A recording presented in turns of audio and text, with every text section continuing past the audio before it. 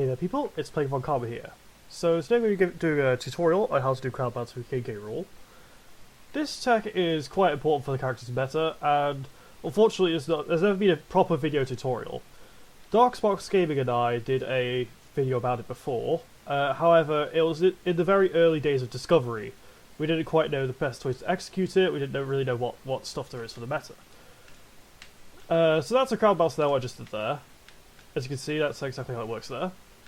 You can get B reverse momentum through the crowd catch or pickup animations, although the pickup animation is significantly more difficult and not that good.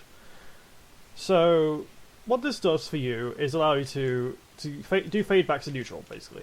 And also, as you can see, you can do like really good stuff there.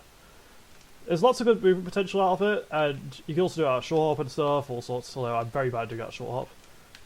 Oh, there we go. So you can do stuff like that. Given that the crowd catch animation is capable of auto-cancelling, or like doing no impact landing, you're capable of just getting some really good movement in general, like, because you can just buff a dash out of it, and you can just go straight to the floor, start dashing around, do all the stuff you want to do. You may have seen Onua do it against Toffee before in a warrior set, although that set's quite old now, so I'm not sure if you can remember. If you look on some tournament footage I uploaded yesterday, you'll notice I did it against the young late player after I took a stock. There's lots of good stuff you can do with it. You can also do like a reverse crowd bounce as well, just like you would a reverse crowd slide, but that's like really fucking difficult to do. Like, it's really not easy to do. I just did it there, but actually glad I'm doing a reverse crowd slide on the platform, which is something that happens as well if you go into a ground state while doing it. Some weird stuff happens. See there, you can also get some like small momentum. There's a reverse crowd bounce. Another one. It's best done with the C stick or with the C press. The C press thing that I did. I'll put a video in the card here. It's a very powerful tech because, as you saw, you can just get some really insane movement off it. In a real match, however, it is a bit different because obviously crowd itself is very laggy, so you need to get some good momentum when using it. Usually I would use it for like platform movement while using crowd, or just generally like just general movement. It's also decent when recovering because if you do it right on the ledge, you can get an instant crowd bounce, but it's not that easy, nor is it that helpful. But if you're doing it while recovering, if a crowd's returning like that, you can get a crowd bounce there and get an easy recovery route. But once again, it's usually best after an edge guard. I'm just getting turnarounds right here. There you go. So you can do a crowd bounce there. It's not very easy to do, as you can see there. Like, you can't just go off a platform and do it. It's not that useful in that respect. If you do a full hop, once again, it tends to miss. As you can see there. Sometimes it'll just go through the stage, which is good for getting out of ledge trap situations, but that's about it. So as you can see, the application when in terms of that respect is quite difficult. But if you know what you're doing, you can just come back through there after doing crowd like this when edge guarding. As you see there, you can do a crowd bounce there, then come back. There's some stuff like that you can do with it, it's quite useful. Some people often ask me about combo utility. Crowd bouncing isn't quite for that. However, you can do it to auto space a back air, which is quite interesting actually. It's not that difficult to do either. Although, as you saw, I just screwed up. But like, it is difficult to do though, so like, it's not that great. Usually around mid% you can do it, and then just get a crowd bounce to back air. It'll space the spike hitbox for you. I don't think I have any footage of it, and I don't think it's worth doing it in training mode because it generally just doesn't show DI, so it's not going to be accurate for yourself, so I don't think it's worth doing.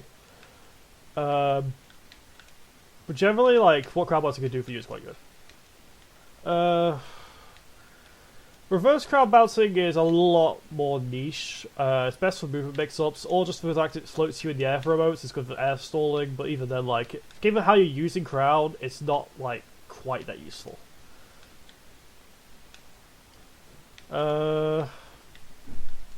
Not quite sure what else there is to say about it, because it's generally just movement. Like, that's the general purpose of crowd bouncing. It's just movement tech.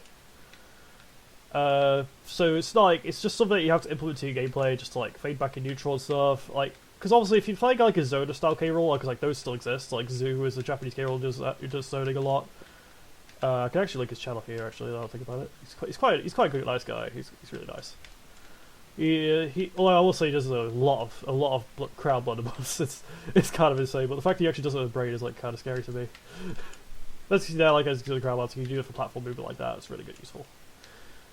I usually do crowd bouncing like a few times a game, usually, because it's just like generally I can just fade back against a lot of moves, and then I just get for example, if I can actually get down off the platform, but like for example, you can do like F tilt there, stuff like that, or you can just do forward air response, like there's stuff like that because like it's just good for tank zoning and just like range, just like walling someone out in general.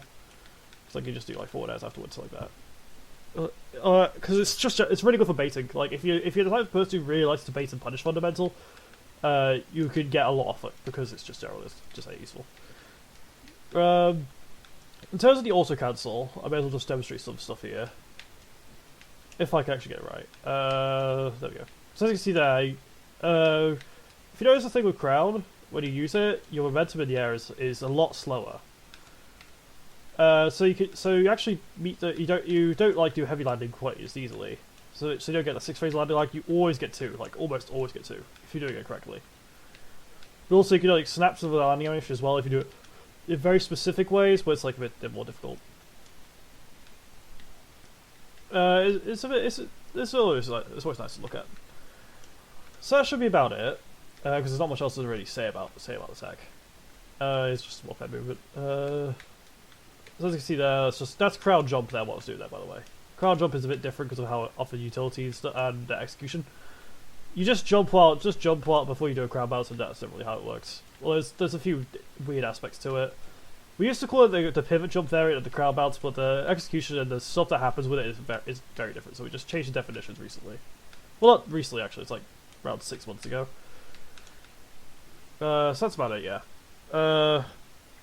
Generally, if you want to use crowd bouncing, it's best you do it with the Pro Controller because it's easier to use the C-Stick with it. Like I've had more consistency with the Pro Controller than the GameCube controller.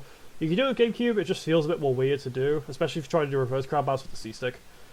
But you can do crowd bounce with anything really.